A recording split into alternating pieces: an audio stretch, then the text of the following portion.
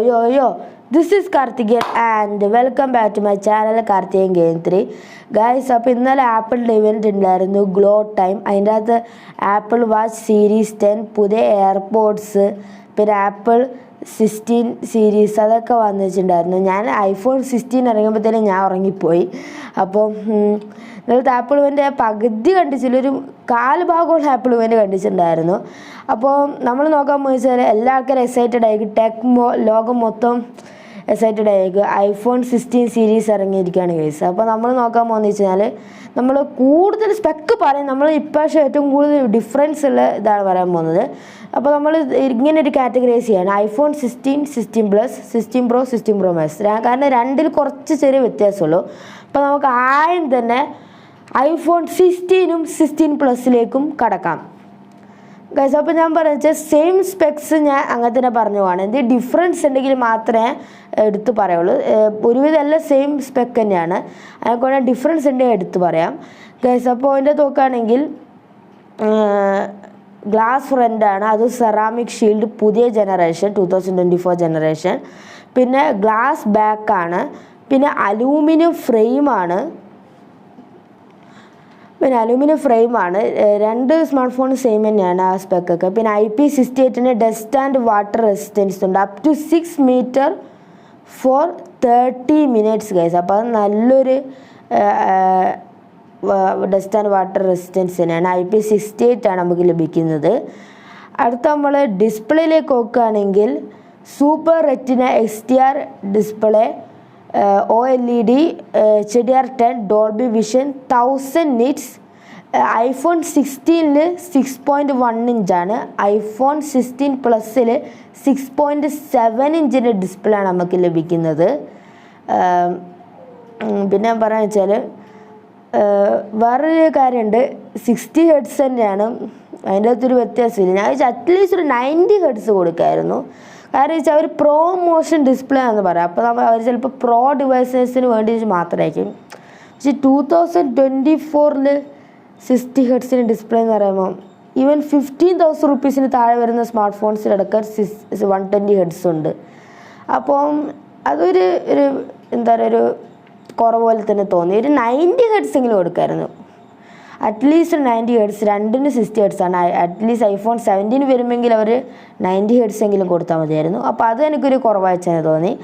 ബാക്കി ഡിസ്പ്ലേ അടിപൊളി തന്നെയാണ്, OLED ആണ്, അവർ സൂപ്പർ റെറ്റിന അതൊക്കെ സെറ്റ് തന്നെയാണ്. അടുത്ത നമ്മൾ ചിപ്സെറ്റ് നോക്കുകയാണെങ്കിൽ ആപ്പിൾ A18 ആണ്, അവർ ബയോണിക് എടുത്ത് മാറ്റി, അതെന്തിനാണെന്ന് അറിയില്ല. പക്ഷേ 3 നാനോമീറ്റർ ചിപ്സെറ്റാണ്. അപ്പോൾ 2 എക്സാ കോർ തന്നെയാണ്. പിന്നെ പറയാ വെച്ചാൽ നമുക്കറിയാം ആപ്പിൾ 18 ഇപ്പം ഇനിയിപ്പോൾ എന്താ പറയുക, one of the most powerful chipsets ആയിരിക്കും. സ്നാപ്ഡ്രാഗൺ 8 Gen 4 ഇറങ്ങുമ്പോൾ എന്നാലും ആപ്പിൾ 18 തന്നെ ആയിരിക്കും പവർഫുൾ. 18 പ്രോ അതിനെക്കാട്ടും പവർഫുൾ ആയിരിക്കും. അപ്പം A18 നമ്മൾ പറയുന്നത് നമുക്ക് എന്ത് വേണമെങ്കിലും ചെയ്യാം. അതിനകത്ത് അത്ര അവർ പുതിയ സമയം AAA ഗെയിംസ് എന്താണെന്ന് വെച്ചാൽ ഹൈ എൻഡ് ഗെയിംസൊക്കെ നമുക്ക് കളിക്കാൻ പറ്റും. ജസ്റ്റ് അമേസിങ് ആണ്. പ്രത്യേകിച്ച് ആപ്പിൾ ഇൻ്റലിജൻസിനൊക്കെ വേണ്ടി കൂടുതലായിട്ട് അവർ ന്യൂറൽ എഞ്ചിനിലൊക്കെ സംഭവങ്ങളൊക്കെ ചെയ്യിച്ചുണ്ട്.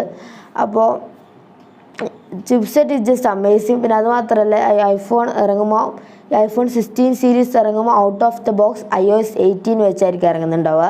അപ്പോൾ പുതിയ സിരിയും ഒക്കെ അടിപൊളി തന്നെയായിരിക്കും. അപ്പോൾ ചിപ്സെറ്റ് കാര്യത്തിൽ ഒരു സംശയം വേണ്ട, നമുക്ക് എല്ലാവർക്കും അറിയാം A18 ദ ബെസ്റ്റ് ചിപ്സെറ്റ് ആയിരിക്കും.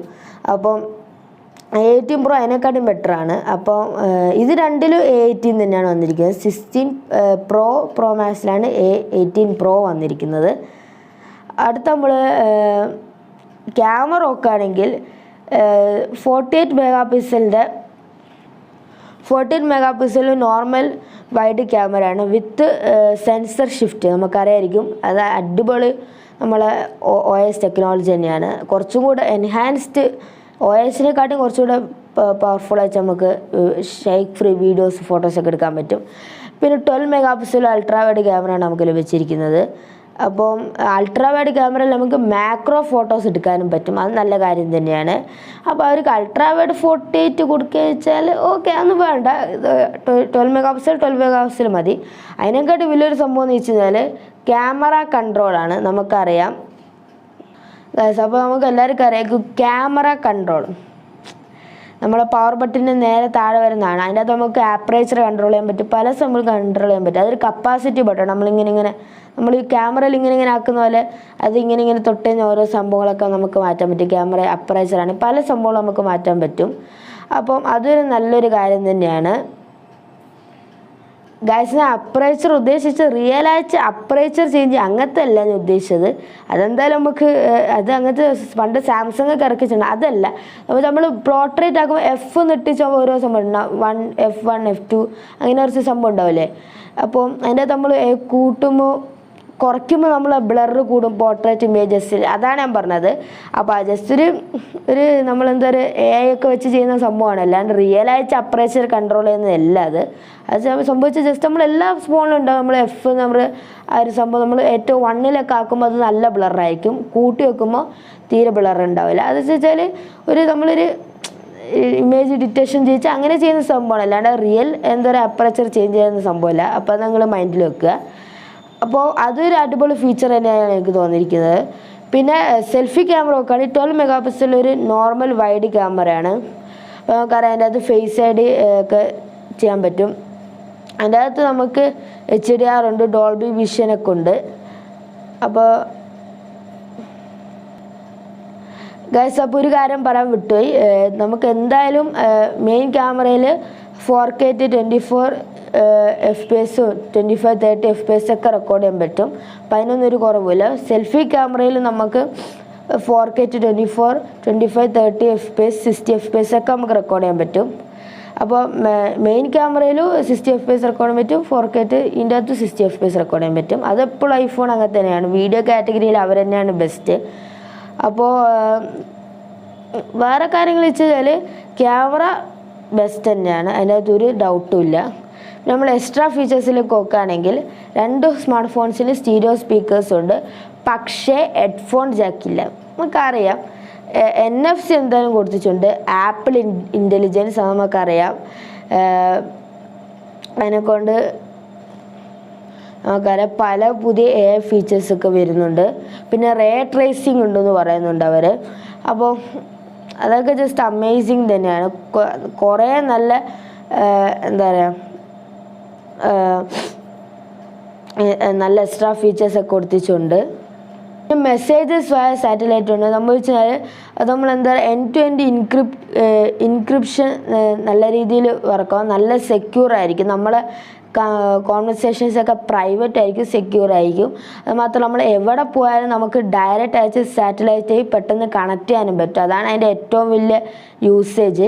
അപ്പോൾ അങ്ങനത്തെ ഒരു ഫീച്ചർ അവർ കൊടുത്തിട്ടുണ്ട്. അപ്പോൾ എക്സ്ട്രാ ഫീച്ചേഴ്സ് അവർ ഫുള്ളാക്കിയിട്ടുണ്ട്, ഒന്നും പോലും വിട്ടിച്ചില്ല. പിന്നെ നമുക്കറിയാം ഫേസ് ഐഡി ഉണ്ട്, അതൊന്നും പറയേണ്ട ആവശ്യമില്ല.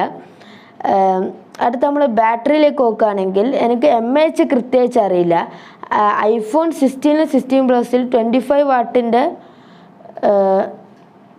ഗൈസ്. അപ്പോൾ ചാർജിങ് എനിക്ക് ചെറിയൊരു കൺഫ്യൂഷൻ ഉണ്ട്. 25 വാട്ടിൻ്റെ വയർലെസ് ചാർജിങ് ആണ് പറയുന്നത്, അത് മാക്സ് സേഫ്. മറ്റേ എനിക്ക് അറിയില്ല 25 വാട്ടാണോ 30 വാട്ടാണോ, കുറച്ചൊരു കൺഫ്യൂഷൻ ഉണ്ട്. ആപ്പിളിൻ്റെ സൈറ്റിലേക്ക് പോയപ്പോൾ അവർ കൃത്യമായിട്ട് പറയുന്നില്ല. അപ്പം ഇതൊക്കെയാണ് iPhone 16 and 16 Plusൻ്റെ ഫീച്ചേഴ്സ് ഗൈസ്. അപ്പോൾ iPhone 16ൻ്റെ സ്റ്റാർട്ടിങ് വേരിയൻറ്റ് 128 GB ആണ്. അപ്പോൾ അതിൻ്റെ പ്രൈസാണ് 79,900 rupees. ബാക്കി വേരിയൻസിൻ്റെ പ്രൈസൊക്കെ ഇവിടെ കൊടുക്കാം. അടുത്ത iPhone 16 Plus നോക്കുകയാണെങ്കിൽ സ്റ്റാർട്ടിങ് വേരിയൻറ്റ് 128 GB ആണ്. അപ്പം അതിൻ്റെ പ്രൈസ് വെച്ചാൽ 89,900 rupees.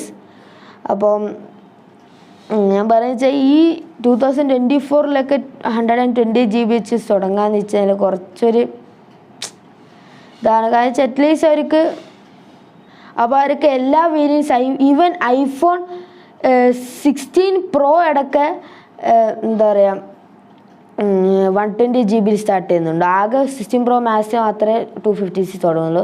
അപ്പോൾ ഞാൻ പറയുക അവർക്ക് സ്റ്റാൻഡേർഡ് അയച്ച് 256 GB അയച്ച് കൊടുക്കുമായിരുന്നു. അപ്പോൾ അതൊരു നല്ലൊരു ഇത് അയച്ചിട്ടുണ്ടായിരുന്നു. അപ്പോൾ ഇത്രയാണ് എനിക്ക് പറയാനുള്ളത്. അടുത്ത നമുക്ക് നേരെ 16 Pro 60 Pro Maxലേക്ക് കിടക്കാം ഗൈസ്. അപ്പോൾ രണ്ടിൻ്റെ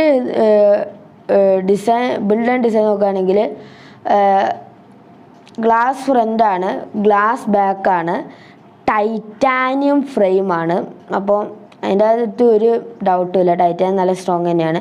പിന്നെ IP68 dust and water resistance ഉണ്ട്, up to 60 metre for 30 minutes.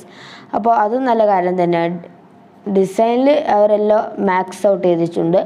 അടുത്ത നമ്മൾ ഡിസ്പ്ലേ വെക്കുകയാണെങ്കിൽ LTPO super retina XDR OLED 120 Hz HDR10 Dolby Vision 1000 nits 1000 nits typical brightness, 2000 nits high brightness mode. പിന്നെ നമ്മൾ iPhone 16 Proയിൽ 6.3 ഇഞ്ച് ആണെങ്കിൽ iPhone 16 Pro Maxൽ 6.9 ഇഞ്ചാണ്. That's very huge. അപ്പോൾ നമ്മൾ നോക്കുകയാണെങ്കിൽ അടിപൊളി തന്നെയാണ്, ഒരു ഡൗട്ടും ഇല്ല, ജസ്റ്റ് അമേസിങ് ആണ്. എന്താ പറയുക, ടിപ്പിക്കൽ ബ്രൈറ്റ്നസ് പറഞ്ഞാൽ നമ്മൾ ഇൻഡോറൊക്കെ ഇരിക്കുമ്പോൾ നമുക്ക് ഏറ്റവും മാക്സിമം ബ്രൈറ്റ്നസ് ആണ് ടിപ്പിക്കൽ ബ്രൈറ്റ്നസ് ആയി. ഹൈ ബ്രൈറ്റ്നസ് മോഡ് എന്ന് പറയുമ്പോൾ നമ്മൾ സണ്ണിൻ്റെ ഡയറക്റ്റൊക്കെ ഫോൺ നോക്കുകയാണെങ്കിൽ അത് ഹൈ ബ്രൈറ്റ്നസ് മോഡിലേക്ക് പോകും. അപ്പോൾ എല്ലാത്തിനും സെറാമിക് ഷീൽഡിൻ്റെ പ്രൊട്ടക്ഷനും ഉണ്ട്. Just amazing guys. 120 Hz ഇതിനവർ കൊടുത്തിട്ടുണ്ട്, അതെന്തായാലും അവർ കൊടുക്കും. 16+ന് 16 കൊടുത്താൽ മതിയായിരുന്നു, ഒരു 90 Hz എങ്കിലും. ഡിസ്പ്ലേ സെറ്റാണ്. അടുത്ത നമ്മൾ നോക്കുകയാണെങ്കിൽ ചിപ്സെറ്റ് നോക്കുകയാണെങ്കിൽ ആപ്പിൾ A18 Pro രണ്ടും അല്ല, ഇത് 3 നാനോമീറ്ററിൻ്റെ ചിപ്സെറ്റ് തന്നെയാണ്. അപ്പോൾ എക്സാ കോർ തന്നെയാണ്. അപ്പോൾ ആപ്പിളിൻ്റെ GP ആണ് വന്നിരിക്കുന്നത്. നമുക്ക് ആപ്പിളിൻ്റെ GP തന്നെ ആയിരിക്കും, പക്ഷേ മറ്റേതിൽ 5 കോറാണ്, ഇതിൻ്റെ അകത്ത് 6 കോറാണ്. അപ്പോൾ കുറച്ചും കൂടെ ബെറ്റർ ഗ്രാഫിക്സ്, കുറച്ചും കൂടെ ബെറ്റർ പെർഫോമൻസ്, രണ്ടും ജസ്റ്റ് അമേസിങ് ചിപ്സെറ്റ്സ് തന്നെയാണ്. ഇതായിരിക്കും ഇനി അടുത്ത ഐഫോൺ വരുന്നവരെ ഏറ്റവും best chipset in the world. അപ്പോൾ നമുക്ക് വേണ്ട ഏത് എന്താ പറയുക ഗെയിമിംഗ് ആണെങ്കിലും എന്താണ് നമുക്ക് ചെയ്യാൻ പറ്റും ഗൈസ്. അപ്പോൾ ഇതിൻ്റെ അകത്ത് മറ്റേ പറഞ്ഞ എല്ലാ ഫീച്ചേഴ്സ് ഇതിൻ്റെ അകത്ത് സപ്പോർട്ട് ചെയ്യുന്നതായിരിക്കും. എന്താ പറയുക, ഞാൻ പറയുക ഗെയിംസ്, റേ ട്രേസിംഗ് ഒക്കെ ഇതിൻ്റെ അകത്തുണ്ട്. അപ്പോൾ അതൊക്കെ ചിപ്സെറ്റ് ജസ്റ്റ് അമേസിങ് തന്നെയാണ്. അടുത്ത നമുക്ക് iOS 18 വെച്ചാണ് ഔട്ട് ഓഫ് ദ ബോക്സ് ഇറങ്ങുക. അത് ക്യാമറ നോക്കുകയാണെങ്കിൽ 48 മെഗാപിക്സലൊരു നോർമൽ ക്യാമറ ആണ് വിത്ത് സെൻസർ ഷിഫ്റ്റ് OIS. പിന്നെ 12 മെഗാപിക്സലിൻ്റെ ഒരു പെരിസ്കോപ്പ് ടെലിഫോട്ടോ ക്യാമറയും കൂടെ ഉണ്ട്, അത് സെൻസർ ഷിഫ്റ്റ്. അപ്പോൾ ഇതിൻ്റെ അകത്ത് സെൻസർ ഷിഫ്റ്റ് ഉണ്ട്, ടെലിഫോട്ടോ ക്യാമറ, അത് OIS 5x ഒപ്റ്റിക്കൽ സൂം ഉണ്ട്. പിന്നെ 14 മെഗാപിക്സൽ അൾട്രാ വൈഡ് ക്യാമറ ഉണ്ട്. iPhone 16 Pro-ന് 16 Pro Max-ന് സെയിം സ്പെക്ക് തന്നെയാണ്. രണ്ടിലും 4K 3060 എന്നല്ല 120 FPS എടുക്കാൻ റെക്കോർഡ് ചെയ്യാൻ പറ്റും. അപ്പോൾ സ്ലോ മോഷൻ എടുക്കാൻ നമുക്ക് 4Kയിൽ റെക്കോർഡ് ചെയ്യാൻ പറ്റും. അപ്പോൾ നല്ലൊരു ഫീച്ചർ തന്നെയാണ്. അടുത്ത നമ്മൾ എന്താ പറയുക, സെൽഫി ക്യാമറയിലാണെങ്കിൽ 12 മെഗാപിക്സൽ സെൽഫി ക്യാമറയാണ്. അതിൻ്റെ അകത്ത് OIS ഉണ്ട്. അപ്പോൾ നമുക്ക് സെൽഫി വീഡിയോസ് ഫോട്ടോസ് ഒക്കെ നമുക്ക് നല്ല സ്റ്റെബിലൈസ് അയച്ചെടുക്കാൻ പറ്റും. ഷേക്ക് ഫ്രീ വീഡിയോസ് ഫോട്ടോസൊക്കെ എടുക്കാൻ പറ്റും. അപ്പോൾ അതൊരു നല്ല കാര്യം തന്നെയാണ്. ഫേസ് ഐഡി ഒക്കെ ഉണ്ട്. അത് നമ്മൾ എക്സ്ട്രാ ഫീച്ചേഴ്സിലേക്ക് നോക്കുകയാണെങ്കിൽ സ്റ്റീരിയോ സ്പീക്കേഴ്സ് ഉണ്ട്, ഹെഡ്ഫോൺ ജാക്ക് ഇല്ല, NFC ഉണ്ട്, ഫേസ് ഐഡി ഉണ്ട് ഞാൻ പറഞ്ഞ പോലെ തന്നെ. പിന്നെ Wi-Fi 7 ആണ് നമുക്ക് ലഭിച്ചിരിക്കുന്നത്. പിന്നെ USB 3ൻ്റെ സപ്പോർട്ടുണ്ട്.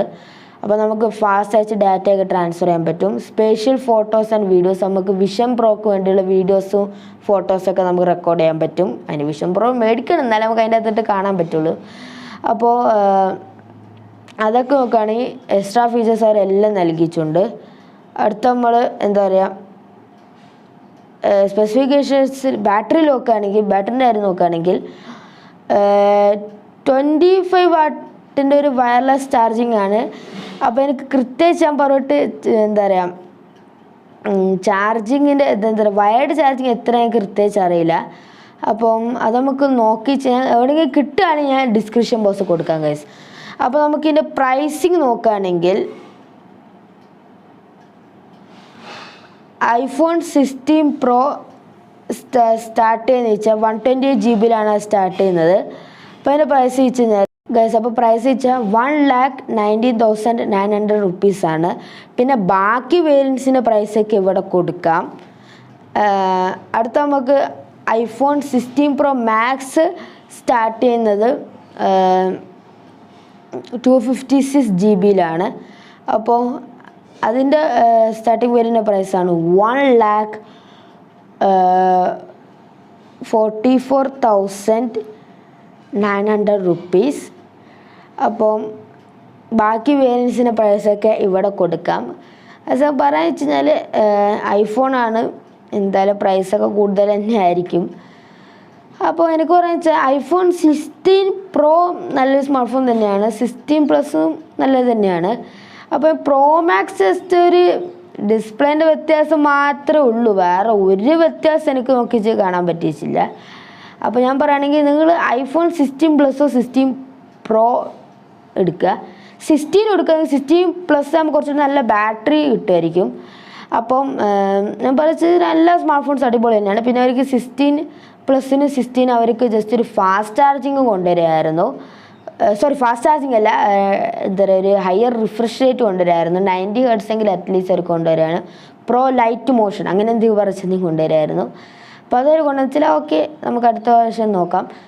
അപ്പോൾ ഈ എല്ലാ സ്മാർട്ട് ഫോൺസ് തന്നെയാണ്. എനിക്ക് പറയുന്നത് ഐഫോൺ 16 പ്രോ മാക്സിൻ്റെ ആവശ്യമില്ലെന്ന് തോന്നുന്നു. ഇത്രയും സ്ക്രീൻ സൈസ് നിങ്ങൾക്ക് വലിയ ഫോൺ വേണമെങ്കിൽ നിങ്ങൾക്ക് വാങ്ങാം.